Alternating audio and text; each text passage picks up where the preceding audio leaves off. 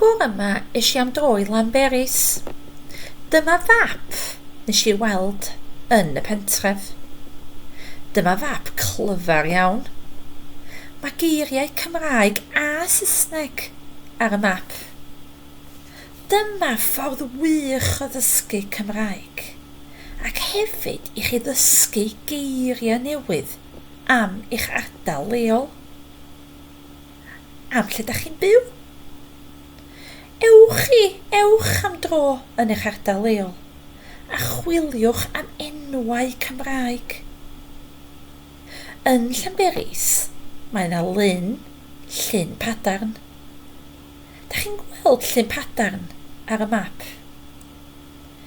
Hefyd mae yna lyn yn Nanlle, lle dwi'n byw. Ond ydy llyn Nanlle ddim mor fawr na llyn padarn. Hwyl!